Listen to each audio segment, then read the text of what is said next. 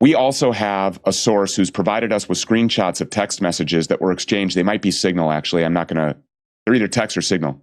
Messages between Tyler Boyer and other like top-ranking TPUSA brass. And this was before Charlie was dead. And these messages were that they were showing tremendous concern. The word was concern that Charlie Kirk was about to, quote, go ballistic on Trump over wars and over Epstein. This video is from the Jimmy Dore show. We love Jimmy here. It's with Jimmy Dore and Stu Peters. They're talking about something very, very interesting. Stu Peters got his hands on, obviously, the Arizona RNC committee woman who was talking about the fact that TPUSA is fully taken over by Mossad, and she's surprised she hasn't been unalived at this point. We also have all these new recordings which showcase exactly how Erika Kirk feels about the passing of her husband, and that the funeral ceremony was the event of a century, and she can't believe they raised $200,000 off the backs of it. And, she's, not to be morbid, but he's dead. Not to be morbid, but he's dead. If you need time off, you can apply for your time off, TPUSA fellow employees. Maybe you'll get it. Probably not. And actually, this is a big TPUSA family. No one can say anything bad about my TPUSA family, Candace Owens, except me when I lay off 70 people all at once because I'm afraid that they're spying on me and reporting this stuff, and they think I'm crazy because they think that maybe I unalive my husband or I'm Mossad, right? Anyways, take a look at this clip because maybe it'll help you have a better understanding of exactly what is going on. As Charlie Kirk was turning against Israel, he had turned. He had stated plainly after they tried to do the intervention in the Hamptons on him, where they had all the... By the way, Mikey McCoy was there, and I think that that's something that we should always keep our foot on the gas with that. Isn't that interesting? I don't think that's been reported. I think Stu was the first to report on that Mikey McCoy was actually at the Bill Ackman meeting in the Hamptons. Mikey McCoy was the one who immediately when Charlie was shot, Mikey McCoy picks the phone up to his ear and walks away all nonchalant like. He sees his best friend get killed and he's just like, right? That's Mikey McCoy. With that is knowing that Mikey McCoy is the one who I believe took him there. Maybe Erika did. I don't know. I can't say that for sure, so I don't want to speculate. But he was there, and this is somebody that Charlie Kirk perceived as one of his best friends, if not his best friend. Right. And he was there at the Hamptons in this struggle session.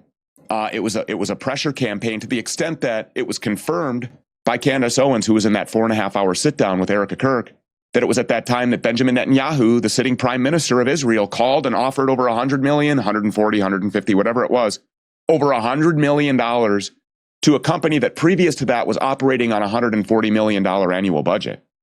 So, and Charlie Kirk said, no, that's not enough. No, I don't have a price tag. No, that's not enough. And when you look at the letter that Charlie Kirk wrote to Benjamin Netanyahu, a lot of people say, well, yeah, look at here. He's trying to tell Benjamin Netanyahu how to propagandize Americans further into, getting on the pro-Israel, pro-Zionist train. No. That's not what that was. Andrew Colvett lied about talking to a surgeon about Charlie Kirk's Superman-like neck bones of steel. I don't know about that, but he certainly had balls of steel. This guy wrote a letter to the prime minister who sat before Congress and lied about weapons of mass destruction and incubator babies that caused the deaths of thousands of Americans and spent billions, hundreds of billions of dollars in Iraq, in Afghanistan, and chasing down the Taliban and Al-Qaeda while we taught the importance of transgenderism to Pashtun tribesmen and looked the other way while warlords raped little boys. So for him to write that letter to that guy, the guy that's responsible for all of that death and for all of these wars, and for giving Americans and the American government, moreover, the pretext to hype up Americans to cheer this on. And that's what Turning Point was. It always was that machine. It was the machine that would shill for that fighting force to go into these wars that don't benefit America. They don't benefit our national security or certainly our economic interests. And I think Charlie realized, no, I don't want to do this. We have also, and I don't know if your audience is aware. I just want to say one thing about that. because he brings up so many good points there. Yeah, Charlie Kirk didn't write a letter saying, fuck you, Netanyahu, go fuck your... it was like a letter to a head of state, a very dangerous man, and yes, it was written in a cordial tone, but he was saying effectively that. He's saying, I'm not going to do your bidding anymore. Doesn't matter how much money you throw at me. I'm not coming to Israel, so on and so forth. You're going to have to find some other way to get your propaganda across in the U.S. because you got a real problem, and I'm not your solution, right?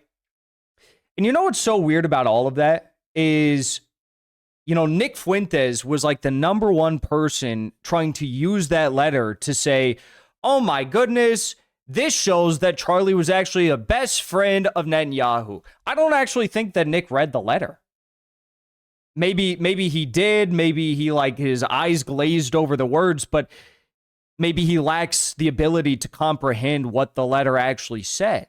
Because if you read the letter, it's very clear that that's what he was saying. Very dangerous man he wrote that letter to. And you know what else is weird? Nick Fuentes has obviously been the number one voice that you would expect to cast doubt on the official narrative, but he hasn't done that. He's been promoting the official narrative by Kash Patel and Dan Bongino and Erika Kirk and all the rest. And there was one point, it was after the Gray Zone released their Bill Ackman Hamptons story and after they released the Robert Shillman story, okay? And Nick Fuentes came out and said, there's a clip of him, so you guys can find it. He says, he started to change his tune for a moment. He's like, well, I heard that I have a source. Someone told me that, Charlie Kirk was offered $250 million and he turned it down. That's the number I'm hearing. The Gray Zone never wrote that. Candace Owens never said $250 million. Max Blumenthal never said $250 million. Nick Fuentes was the first person to say that $250 million from Israel number. And as far as I know, he made that up out of thin air. And it was a straw man. Because then, several weeks later, he said, see, there's no proof, no $250 million. They came out and debunked that. TPUSA said that's fake. There's no $250 million. Bro, you were the one that said the $250 million. You're the one that said, I talked to someone. I have a source. Someone told me $250 million. He made up a number and then debunked his own story to try and prove that Candace Owens and Max Blumenthal in the Gray Zone were wrong. They never said that. I texted Max. I said, did you ever say the $250 million thing? He said, no. Candace never said it. He never said, no one said that. It was, so why are we lying so much about this? Again, it's it's the same thing that he lied about Epstein right before the Epstein files came out showing all this madness.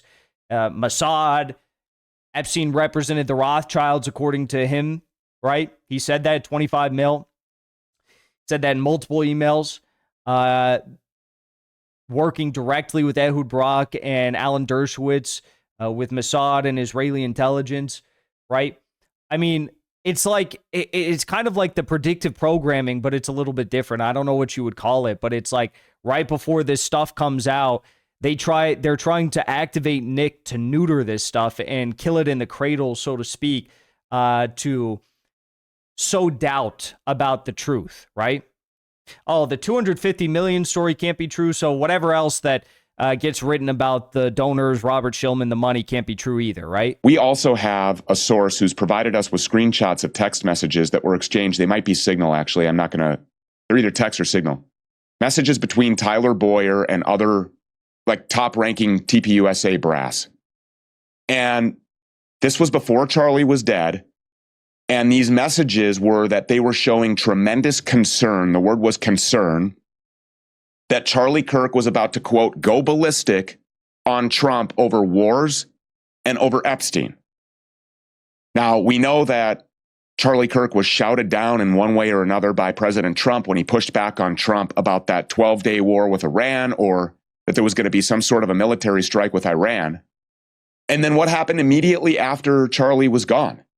Immediately, it went into hype up Americans on war. We're going into Venezuela. We want Mexico. We want Cuba. We want Colombia. We want Greenland. We just want to expand America to everywhere and turn into this like globalist, borderless society with a one world government. And of course, all the neocons love this. They love this. They love this agenda, this foreign policy agenda, this military agenda that Trump is exacting. And this was the very thing that Charlie Kirk was going to stand against. And when you consider the fact that Charlie Kirk was standing in front of millions of college-age, military-aged young men who hanged on every word that he said, he had influence like nobody else. He probably would have been the president of this country someday, given a fair election. If people were to actually vote, I would say that he probably would have been the president someday. He had a ton of influence, but especially with a young group of American men that would mobilize, and they would go and they would enlist. And they would also follow him when he left the pro-Israel cause, as he said that he was going to be forced to do. And as he said that these people would kill him in the now infamous Harrison Smith tweet, where he said, I have it on good authority that Charlie thinks that Israel will kill him if he turns against them. And then we have rumors about the night before. We have, text messages that he was sending. Not just rumors. Erika Kirk confirmed that. The night before. Well, now what do you have? You have Turning Point back in its original and really supercharged on steroids. I guess really its mission, its function, which is to act as the selling machine to get young American men excited about putting on a uniform and going and fighting in every corner of the world. They're going to need a lot of blood for all these wars. Where do you think they're going to get that from? These people don't go fight and die for themselves. They have basically conscripted us into their military for decades now. Yeah. And so now that this is back on the table, TPUSA is putting chapters in high schools all over the country so they can leave their Turning Point event and go out into the lobby of their high school, right up to the Marine Corps or Army or Navy or Air Force or Space Force recruiting table, and get themselves signed up to go overseas and die for the very machine that Charlie was standing against. $150 million wouldn't do it for him. The pressure campaign. Mossad bribed Nick with free shoe lifts. Abuelita Fuentes serving me my arepas and burritos. Abuelita, my taquitos. ¿Dónde está mi taquitos, Abuelita Fuentes? ¿Dónde está mi zapato lifts, mi shoe lifts? ¿Dónde está mi taquito y burrito y zapato lift?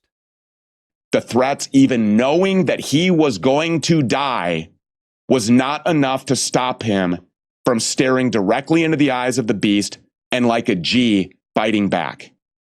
And that's why, look, I was one of Charlie Kirk's biggest detractors while he was alive. I will say that.